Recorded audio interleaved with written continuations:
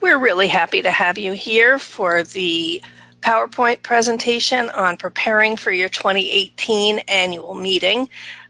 As you know, this was intended to be a webinar, but things have been changing up to the last minute, and so we have waited until we can't wait anymore. To help you prepare, just give you a little overview of what we're going to be talking about. We've got some context for the 2019 budgets. We know there have been pressures in 2018. We'll talk about those and some of the governor's requests for cost containment. We'll deal with the legislative response and activities, and we'll talk a little bit, give you some hints and tips about preparing for the meeting itself, for presenting at your annual meeting. Hi, this is Nicole. Thank you for listening to this recording. So many of you have seen this information presented at the regional meetings this fall, but as context for the discussion currently underway, it's useful to remind folks the final fiscal year 18 budget that was approved by the governor and legislature during the veto session last year relied on a significant amount of one-time money to balance the ed fund. And you can see the sources of that money on this slide. It also created new pressures on the education fund by shifting $8 million in teachers' retirement obligations from the general fund and using some Medicaid money that was in the ed fund for child care subsidies. So throughout the fall, it was clear that we were headed into a budget cycle for FY19 that was going to be very challenging.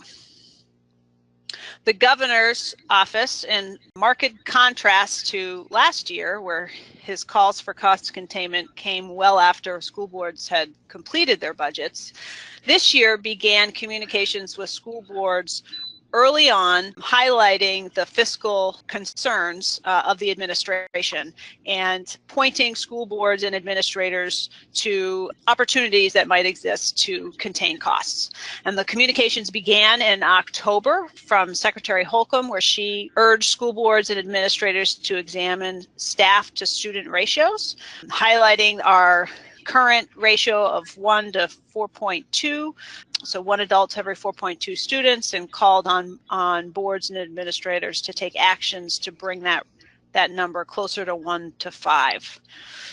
Following that communication came a letter from the governor in November directly to school boards requesting that as boards develop their budget, they seek to limit growth in ed spending per equalized pupil to below 2.5%. That is the growth rate of the economy, according to an indicator that they use to build the state's budget. And so the governor called on boards to, particularly districts that were not seeing declines in enrollment, but to keep spending per equalized pupil at or below 2.5%.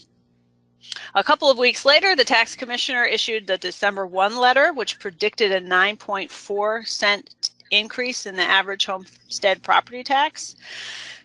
That prediction relied in part on projections that education spending would grow 3.5%. As you know, education spending is one factor that contributes to homestead property tax rates.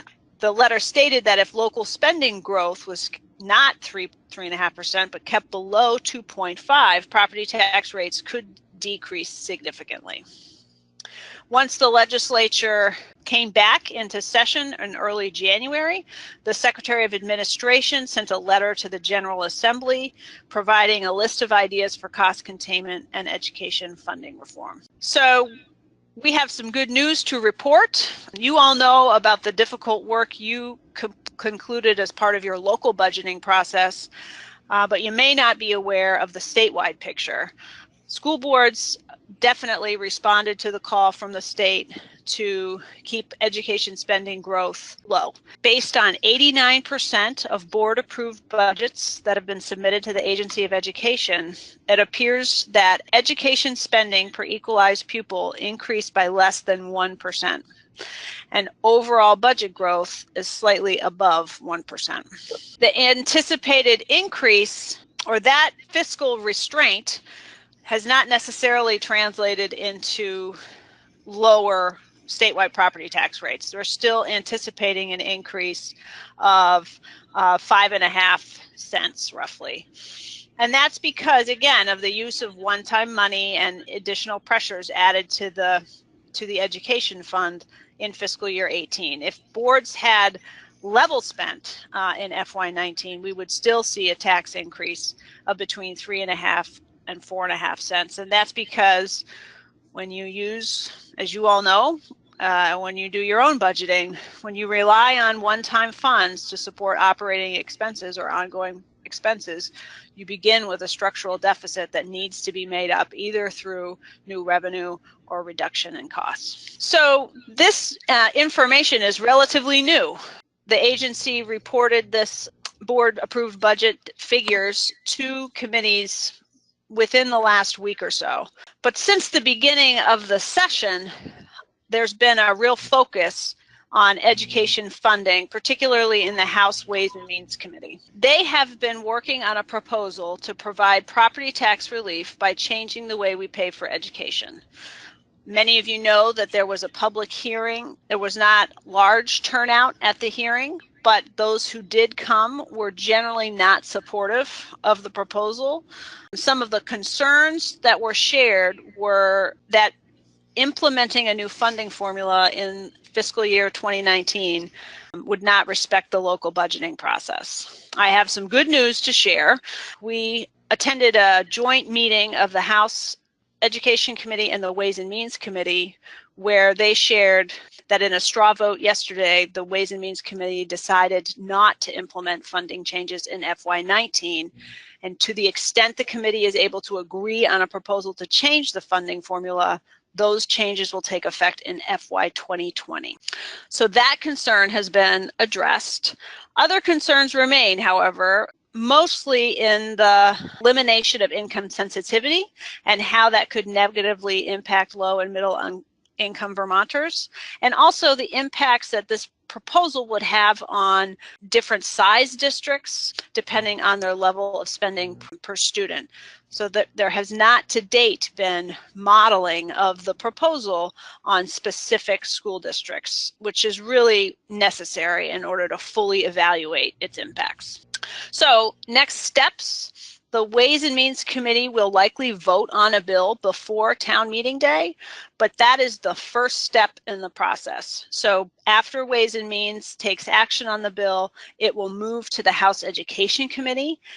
They are likely to take that up the week after town meeting, so the legislature is not in session during town meeting week. They'll come back from town meeting break and do their own evaluation of the Ways and Means Committee work. It's still not over at that point, though, because it's subject to approval by the House, the full House, and then it would move on to the Senate prior to becoming law. So there's still a long way to go. I am very encouraged, however, that implementation of a new funding formula does not appear to be on the horizon for FY 2019. In addition to funding formulas, there's been some discussion of cost containment, and it's really likely to increase now that the committee has decided not to change the funding formula in FY 2019. So the Ways and Means Committee has begun discussions around cost containment. It's likely that the Education Committee will dig into that in earnest once it receives the Ways and Means bill. Options that have been on the table are shifting more teachers' retirement obligations to school districts, considering a statewide school employees' health insurance benefit. There's been some discussion of ratios in response to the governor's proposals, although not seeing a lot of enthusiasm at the committee level for a policy impacting ratios. So stay tuned. This will continue to be a dynamic conversation throughout the session. The governor's call for no property tax rate increases statewide in FY19 means it's very likely that something will emerge that would impact the budgets that you are seeking approval for on town meeting day. So the good news about all of this, in the short term at least, is that you can rely on the current funding formula and the current law for preparing projected tax implications of your proposed budget at town meeting presentations. We also encourage you to review the funding formula video that we created here at VSBA and is on our website, and also to present that, it's 11 minutes, during your town meeting presentation portion. It explains the basis of the formula and gives some examples to help make it accessible. Meanwhile, though, it is important to focus on the factors in your budget that are left to local control. We know there's plenty of elements at play that are mandated and dictated by the state, but there are many that are handled in your communities at your board level. Spending per student is probably the most obvious one, because that is the basis for the current funding formula. Your staffing ratios obviously have a big impact on that spending per student. The outcomes of your collective bargaining discussions also influence your spending per student. Your governance structure and the size of your district, the programs and services that you offer and provide, and whatever facility upgrades and improvements and other investments you're making all influence your spending and are all contained at your local board level. So when we go on to talk about how to present your budget, you want to probably start out with your education and operational goals. How is the budget that you are proposing affecting the goals that are stated as being goals for the district? And show off what progress have you made since last year. Now's the time to talk about student outcomes and improvements in all sorts of indicators that you're getting reports on a regular basis from your superintendent. What metrics are you using? What metrics is the superintendent using? And how can you present those to the public at town meeting day in a way that makes it easy to understand when you're walking into the conversation for the first time? As far as moving forward and doing some budget or tax rate projections, the yield and rate projections are still unknown, but we hope to have updated yield information from legislature prior to town meeting day. This is the latest that we have. The homestead property tax base rate of $1 has been on the books for a couple of years now. The estimated property value yield, and this is a number that changes annually, and at this point, again, is just estimated, is $9,832. That then, of course, gets adjusted for your district spending per equalized pupil and your local CLA. For income adjusted taxpayers, the base rate remains 2% of income, and the estimated income yield, again, it's an estimate, is $11,880. That also is the way that rate gets adjusted for district spending per equalized pupil. And for non-residents, whether it's second homeowners and businesses, that rate is set in statute and currently is estimated at $1.59.1. That's not likely to change, but again, these are all estimates based on what the state now believes the statewide education spending will be. For those of you who've been paying close attention to the numbers that were released as part of the December 1 letter, you will notice that these figures show, despite education spending coming in lower than projected, the property value yield is actually lower. Not by much, but it is lower than what was predicted in the December 1 letter. However, the non-residential rate, which means the lower the yield, the higher the homestead property tax rate. However, the non-residential rate did drop by 5 cents. So I asked the Joint Fiscal Office why that was the case, And the response I got was that under current law, the property yield went down due to the way spending is allocated across the different groups, non-residential, income payers, and homestead payers, and where the spending occurs. So where the budget growth is distributed, how the budget growth is distributed around the state gets plugged into a formula that just allocates increases or decreases across those three buckets in a certain way. The Ways and Means Committee will evaluate that and make decisions about whether to adjust any of those figures. So that's why we want to reiterate that these are still preliminary estimates that are likely to change between now and the conclusion of the legislative session.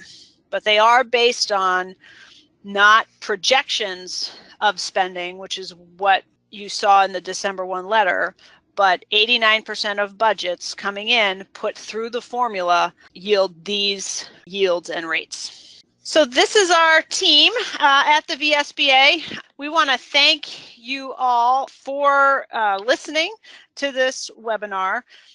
I know it's not as crystal clear as you want it to be as you're headed into conversations with your community about the investments you're asking voters to make on behalf of students. However, we endeavor to provide you with the most up-to-date and accurate information we can so that you're prepared to have that conversation. Included with this webinar are other resources that we've developed with the hope that of assisting you in these discussions. Thank you again for all of your hard work and dedication. The education spending growth this year is really a remarkable feat and one that is not matched by other sectors, including state government. So thank you for all your hard work. Best of luck to you on town meeting day. And please let us know if you have any questions about this or any of the other materials you've received in this email. Thank you very much.